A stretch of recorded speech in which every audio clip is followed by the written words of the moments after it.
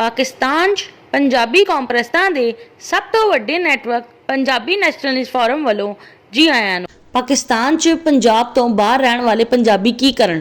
पंजाब दी सब तो वड्डी आबादी 'ਚ पंजाबी ही ने, लेकिन कराची दी दूसरी वड्डी आबादी, दिल्ली सिंध दी दूसरी वड्डी आबादी, खैबर पख्तूनख्वा दी दूसरी वड्डी आबादी, बलोचिस्तान दे पश्तून इलाके दी दूसरी वड्डी आबादी, बलोचिस्तान दे ब्रहवी इलाके दी दूसरी वड्डी आबादी भी पंजाबी ही ने।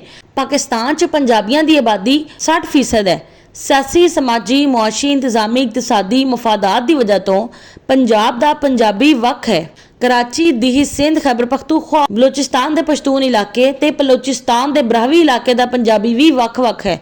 पंजाब, कराची, दिल्ली सिंध, खैबर पख्तूनख्वा, बलोचिस्तान के पश्तून इलाके ते बलोचिस्तान के ब्रहवी इलाके दे पंजाबियां दे अपने अपने सियासी, समाजी, मुआशी, इंतजामी, इकतसादी मफादात ने, लेकिन पंजाबी होने की वजह तो एक दूसरे के नाल दुख सुख च शरीक होना चाहिए है। इस दी वजह तो पंजाबियां नूं सियासी, समाजी, मुआशी, इंतजामी, इकतसादी फायदा होवेगा, नहीं तो पंजाबियां नूं सियासी, समाजी, मुआशी, इंतजामी, इकतसादी नुकसान होवेगा ते पंजाबी कौम भी कमज़ोर होवेगी। पंजाब तो बाहर जो पंजाबी कराची, दिल्ली सिंध, खैबर पख्तूनख्वा, बलोचिस्तान के पश्तून इलाके ते बलोचिस्तान के ब्रहवी इलाके च रहिंदे ने, वो अपने जोर ते ही रहिंदे ने, ना कि पंजाब के पंजाबियों के सहारे ते रहिंदे ने, बल्कि पंजाब के इन्हां पंजाबियों की कराची, दिल्ली सिंध, खैबर पख्तूनख्वा, बलोचिस्तान के पश्तून इलाके ते बलोचिस्तान के ब्रहवी इलाके च हरकतां की वजह तो जलीलो ख्वार भी हुंदे ने।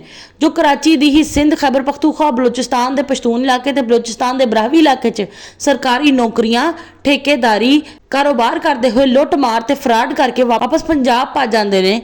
पंजाब का पंजाबी एक तो पहला ही सियासी नहीं बल्कि कारोबारी जहन रखता है। दूसरा, पंजाब के पंजाबी दे नाल ना कराची के मुहाजर की बनती है, ना दिल्ली सिंध सिंधी की बनती है, ना खैबर पख्तूनख्वा के पख्तून की बनती है, ना बलोचिस्तान के पश्तून इलाके के पश्तून की बनती है, ना बलोचिस्तान के ब्रहवी इलाके के बलोच की बनती है।